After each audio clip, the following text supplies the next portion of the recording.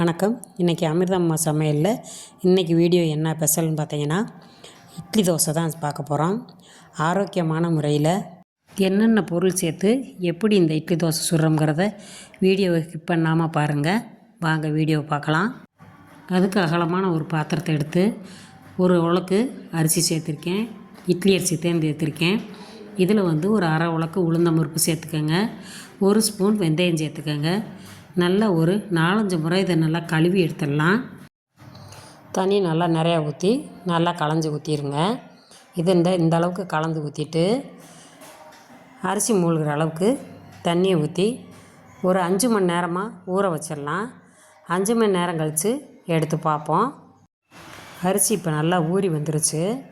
இப்போ இதில் இருக்க தண்ணியெல்லாம் வடிகட்டிட்டு இந்த அளவுக்கு ஊறினதுக்கு பின்னாடி இதுக்கு நான் ஒரு கப்பு சுண்டல் நைட்டே ஊற வச்சுருந்தேன். அதையும் சேர்த்துக்கலாம். இதில் ஒரு கப்பு முளைக்கட்டின கம்பு சேர்த்துருக்கேன். அதே மாதிரி ஒரு கப்பு பச்சை பயிறு முளைக்கட்டினது அதையும் சேர்த்துருக்கேன்.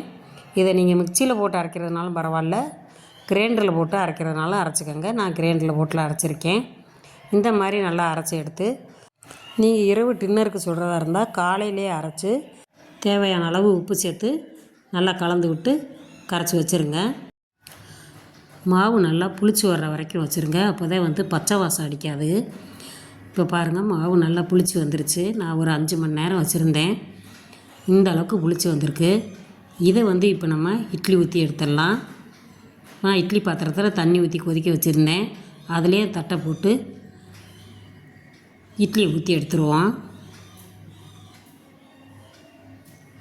இப்படி ஒரு ஹெல்த்தியான இட்லி தோசை அப்படின்னு சுட்டு சாப்பிடும்போது குழந்தைகளுக்கும் நல்ல ஒரு ஆரோக்கியமான சத்துள்ள உணவாகவும் இருக்கும்.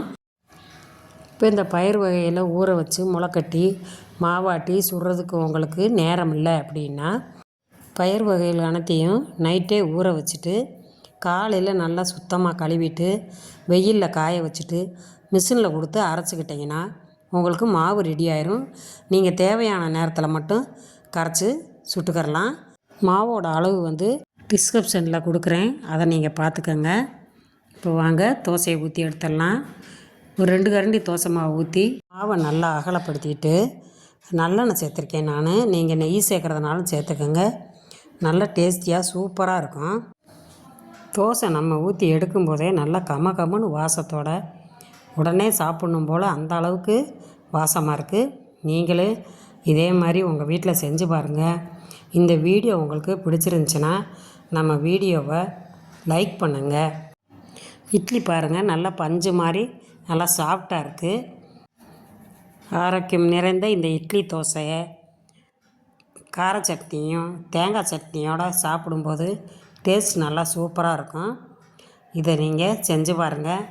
நம்ம வீடியோ உங்களுக்கு பிடிச்சிருந்துச்சின்னா அமிர்தம் அம்மாள் சமையலுக்கு ஒரு சப்ஸ்கிரைப் பண்ணுங்கள். எப்படி இருந்துச்சுன்னு கமெண்ட்ஸ் பாக்ஸில் கமெண்ட்ஸ் பண்ணுங்கள்.